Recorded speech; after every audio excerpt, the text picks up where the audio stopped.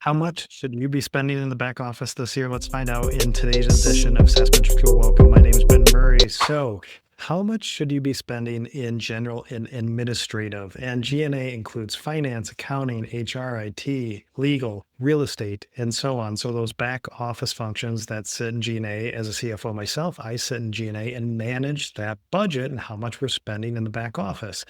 In like R&D, sales and marketing, that's our OPEX profile, below gross profit. It follows a pattern as we scale. And there's some great benchmarks that we can follow as we scale to see if we're overspending, if we have to be a little bit more efficient, or if we're on par with other SaaS companies in the top quartile. So let's look at the benchmarks. Now, the benchmarks that I use come from Benchmarkit.ai. It's a give to get. So enter your benchmarks and you'll get custom benchmarks back. They're the only place that you can do this, and it's at Benchmarkit.ai, founded by Ray Rike. So let's look at G&A as a percent of revenue.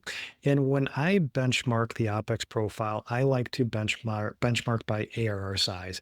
Now, there are a lot of SaaS Metrics benchmarks reports out there, but they're aggregate. So it's the total SaaS population, but they don't segment their benchmarks. And that can be dangerous because they're really fun to look at, but really we can't use those as guides for our SaaS business.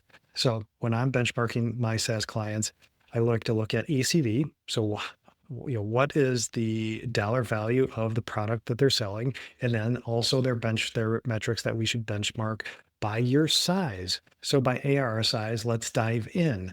So I'm going to cover top quartile, meaning this is the lean spenders, very efficient in the back office. And then I'll cover median, and you can see where you fall. So ARR under $1 million, top quartile. So the lean side is 5%, which is a really low number, but that makes sense when you're under $1 million. Median spenders at 30%. Now, when we go to the 1 to 5 million bucket of ARR, the lean spenders, so that top quartile, are at 15%. So let's just stick to the top quartile here. So those lean spenders, the efficient folks in G&A.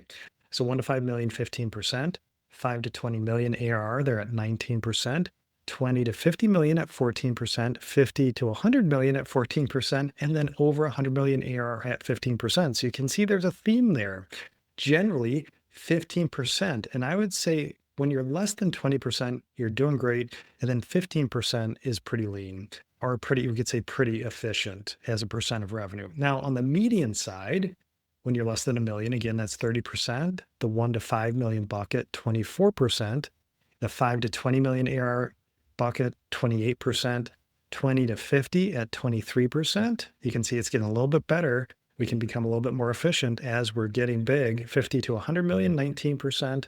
And then over 100 million at 24%. Now that could be a little bit higher.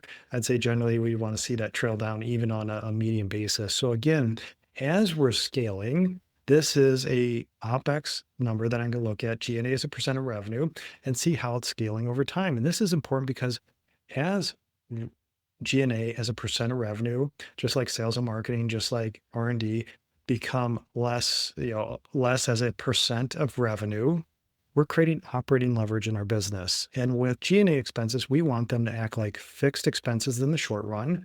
So as we're scaling revenue, we're starting to produce better margins. In the long run, we know we have to continue to invest in G&A, but it's got to go down as a percent of revenue. That creates operating leverage in your business, and it's going to unlock cash flow and increase EBITDA. So targets for your G&A. So if you don't have a budget, you don't have a forecast, you're not quite sure what you should be spending in the back office, use those as guideposts for your SaaS business.